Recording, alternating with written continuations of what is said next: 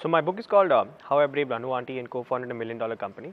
The book is about how I started my own company with my friend, and the troubles and the angst and the frustration and all the problems that we had to go through while trying to start our own company. You see, in India, if you try to be anything other than an engineer or a doctor, it's very difficult to do anything else. So Anu Auntie in the book represents that character in everyone's life who's always telling you that you can't do something, who's always telling you that you're not good enough, you can't be better at it. Just get a regular job, live a mediocre life, and go on with it. So the book is about how I try to face all those problems and how I try to overcome them, and basically the story of every kid with dreams and ambition in this country, right? Who wants to do something different but has all these unnecessary forces bogging him down and saying that you're not good enough, you can't do it. So the book is actually non-fiction, but it's been sold as a fiction book. But it's based on all my experiences that I've encountered in the last 2-3 years. So yeah, it's a completely two-story out and out, and it's more about having hope in yourself and believing in yourself, because that's what really matters. So the book is about it. Don't care a damn about what anybody else thinks. If you think you can do it, then you damn well can.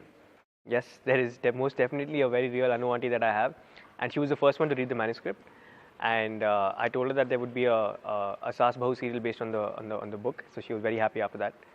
So she gave me the rights to use her name. But yes, there is Anu auntie, and she's read the book and she's happy because she's famous now. Oh, so the company did very well. It's 4 years now since we've been running the company. We recently raised investment from the Indian Angel Network. We're doing 8-figure revenue. We work with over 2,500 schools and colleges in 200 different cities, and we're still going strong. So the company makes merchandise for students of schools and colleges across India. You basically, if you have merchandise, you want sweatshirts or t-shirts for your class, your batch, your fest, or your alumni, you get in touch, you go on our website and you order it. So the business idea was born when we were sitting in a bar in Bangalore, and we started remembering the school. So we thought, how are we going to remember school by? And we realized that we should get. We studied in Bishop Cottons. We called Cottonians. So we thought we'll get Cottonian sweatshirts made. But because we were drunk, we thought, why not for every school and college in this country? And 4 years later, we have achieved that. Sitting out of one small office in Koramangala, we worked with over 3,000 schools and colleges in over 200 different cities. A lot of negative obstacles and silly also. If I was to look back, why don't you just get a regular job? The chances of you succeeding is 1%, and the chances of you failing is 99%. You will not be able to have a future. You won't get insurance. Your friends will have a steady and regular job. My mom was worried that I won't get any dowry because you get dowry only when you work in Infosys. So a lot of things that have actually no base. And the funny thing is, every kid in India goes through this.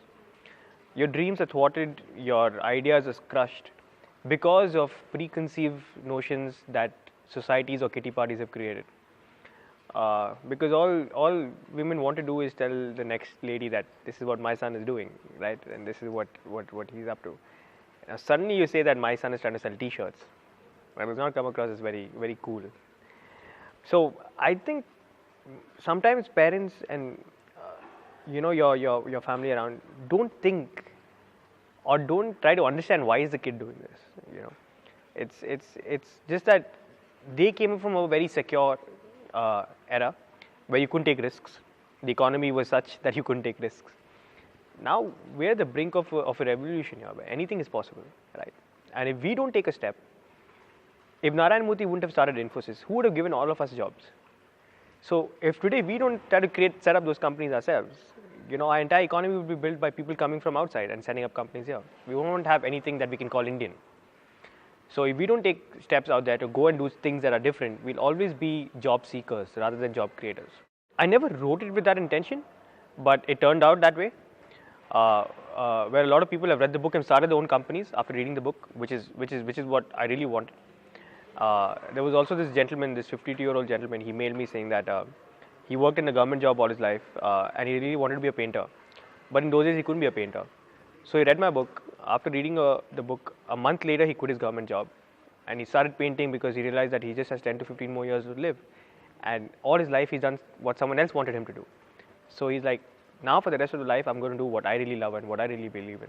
So when I'm going to die, I'm going to die with my head held high, saying that I live a life that I want to live. Yeah. So the most number of words I'd ever written before writing this book was 500 words. And then I realized that there are 50,000 words that go into a book. So that was very, very difficult for me to write. 50,000 words is a lot of words. For a youngster, that's way too much to write. I don't know how I managed it. My manuscript had around 2,000 spell checks, and I don't even want to get into the grammatical errors. But then I realized that there's a guy in the publishing house who's solely assigned to do that. So I didn't have to do anything. All I did was send them the manuscript with all those mistakes, and they cleared it up. Well, I wrote the book. I wrote the entire manuscript in 10 days flat, because it was a clear story. There was no doubt in my mind what I wanted to say. Never was there a chapter in which I had any ambiguity about.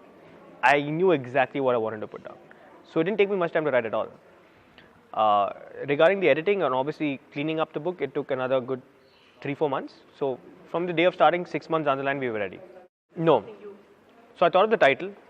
The title is called How I Braved Anu Aunty and so on. So I thought of the title, and then I sent that to the publisher saying that I've written the manuscript. Will you be interested in something like this? They said, yeah, we love the title. I didn't have a manuscript then, so I wrote the book based on the title. Well, yeah, there's a sequel coming. So the book talks about how we started our company. Now the sequel is going to talk about how we took our company from there on and how we grew it. So that's what the sequel is going to talk about. Any of you young people out there, listening to this and wondering how to write and how to get a book published, don't get too technical. All I believe is that when you don't do it, it seems tough, but when you actually go out and do it, it's not that tough. So if you want to go and write a book, just go out there and do it, and there are enough publishers who will publish a book. My tone has been very neutral. I think I'm too young to give any business advice. I've just given tidbits of information that I found useful. Never have I tried to give any business advice through my books.